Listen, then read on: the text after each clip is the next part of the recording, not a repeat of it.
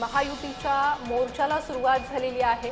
महिला आरक्षण विरोधकांच्या एकजुटीनं पडलं, हे विधेयक कोसळलं आणि त्यानंतर विरोधकांच्या निषेधार्थ मुंबईत महायुतीचा मोर्चा निघालेला आहे। मुंबईच्या महापौर जितू तावडे या मोर्चात सहभागी झालेल्या आहेत। भाजप नेत्या चित्रा वाघ यांची या मोर्चात उपस्थिती पाहायला मिळते। मुंबईतला महायुतीचा हा महामोर्चा निघालेला आहे। 3 दिवसीय विशेष अधिवेशन लोकसभेत आयोजित करण्यात आलं होतं याच महिला आरक्षणासंदर्भातील विधेयकासाठी।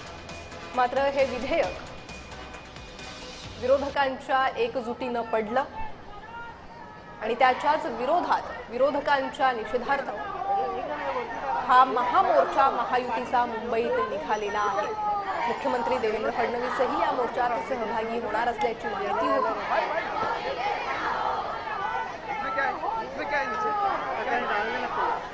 जन आक्रोश मोर्चा महायुतीचा सुरू झालेला आहे। अधिक माहिती घेणार आहोत आमच्या प्रतिनिधी ज्योत्सना गंगणे सध्या आपल्यासोबत जोडले गेले आहेत। ज्योत्सना, काय अधिक या महामोर्चा संदर्भात?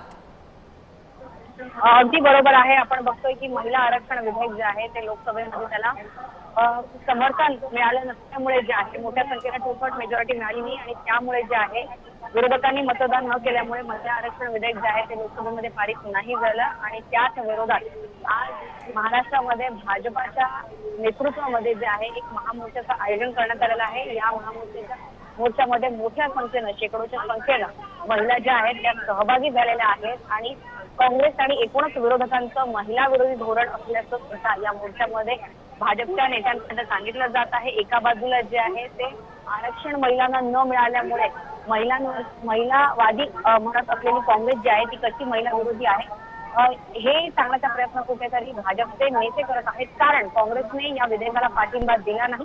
काँग्रेसने केंद्र सरकारवरती आरोप लावले आणि त्यांनी पाठिंबा दिला नाही। पण दुसरीकडे भाजपचं असं म्हणणं होतं की हे विधेयक जे आहे ते आणलं असतं तर मोठ्या संख्येनं म्हणजे राज्य पातळीवरती आणि केंद्र पातळीवरती जे आहे ते महिलांचं प्रतिनिधित्व पाहायला मिळालं असतं आणि याचसाठी जे आहे ते भाजप आज वरळी जांभोरी मैदानापासून ते वरळी डोम सभागृहापर्यंत एक मोठं आंदोलन जे आहे ते या ठिकाणी भाजप करत आहेत आणि त्याचबरोबर याचं नेतृत्व जे आहे भाजपच्या अनेक महिला महाराष्ट्रातल्या आमदार ज्या आहेत त्या करत आहेत। मुंबईच्या महापौर जितू तावडे, आमदार चित्रा आणि अनेक इतर नेत्या ज्या आहेत भाजपच्या त्या महिला ते या मोर्चाचं नेतृत्व करत आहेत आणि मोठ्या संख्येनं आपण की मोठ्या संख्येनं शेकडोच्या संख्येनं जे आहे तिथे महिला कार्यकर्त्या सामान्य महिला सुद्धा या मोर्चामध्ये सहभागी झालेल्या आहेत। एका बाजूला जे आहे ते लाडकी बहीणसाठी योजना राज्य सरकारने आणलेली होती आणि अनेक महिलांचं जे आहे त्याचा सहभाग प्रत्येक क्षेत्रामध्ये पाहायला मिळतं। अशामध्ये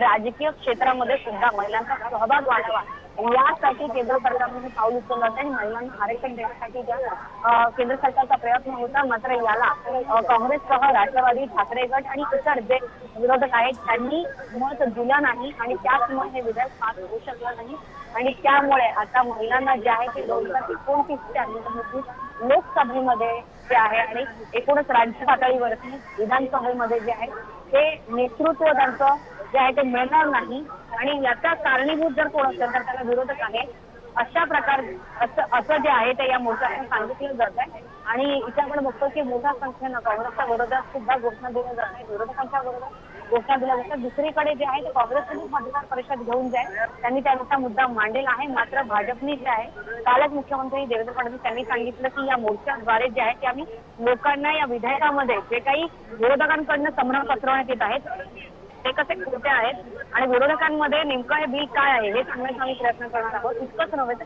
स्वाक्षरी मोहीम सुद्धा जी आहे ती भाजपकडनं एकूणच करण्यात येणार आहे आणि 1 करोडपेक्षा पण जास्त स्वाक्षरी मोहीम जी आहे भाजपकडनं जी आहे ती या मोर्चाद्वारे करण्यात येत आहे। या मोर्चा जो आहे ते वरळी डोम मैदानापर्यंत वरळी डोम जे आहे त्या सभागृहापर्यंत जाईल आणि एकूणच त्या सभागृहापर्यंत जाईल आणि त्यानंतर जे आहे वरळी डोम मध्ये मुख्यमंत्री देवेंद्र फडणवीस यांच्या नेतृत्वामध्ये मुख्यमंत्री देवेंद्र फडणवीस ते स्वतः हे जे आहे ते या मोर्चाला जे आहे ते संबोधित करणार आहेत। आपण बघतो की मोठ्या संख्येनं या ठिकाणी महिलांचा सहभाग आहे, तरुण महिलांचा सुद्धा तेवढाच सहभाग आहे आणि त्यामुळे महिलावादी म्हणणाऱ्या काँग्रेस जे आहे ते कसं महिला विरोधी ज्या महिला आरक्षणाचं बिल आणलं जातं तेव्हा मात्र जे आहे ते समर्थन देत नाही.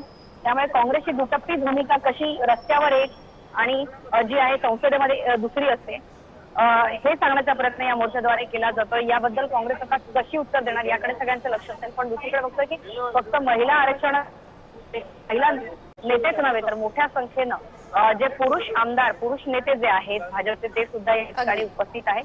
आमदार प्रवीण दरेकर असतो, आमदार आशिष शेलार कॅबिनेट मंत्री असतो, असे अनेक दिग्गज नेते जे आहेत ते या मोर्चामध्ये सहभागी झालेले आहेत आणि महिलांना वाढलेल्या लोकसंख्येनुसार त्यांना सुद्धा लोकप्रतिनिधित्व मिळावं आणि महिलांचा फक्त स्थानिक पातळीवर नव्हे तर लोकसभा राज्यसभा राज्य पातळीवर सुद्धा जे आहे ते महिलांना नेतृत्व मिळावं याकरता जो आहे तो केंद्र सरकारचा प्रयत्न असताना काँग्रेसने तो जे आहे त्याला समर्थन दिलं नाही आणि त्याचमुळे महिलांना नेमकं हे बिल काय आहे हे समजावून सांगण्यासाठी त्यांच्यापर्यंत सर्वसामान्य महिलांपर्यंत पोहोचण्यासाठी आजचा हा मोर्चा होत आहे.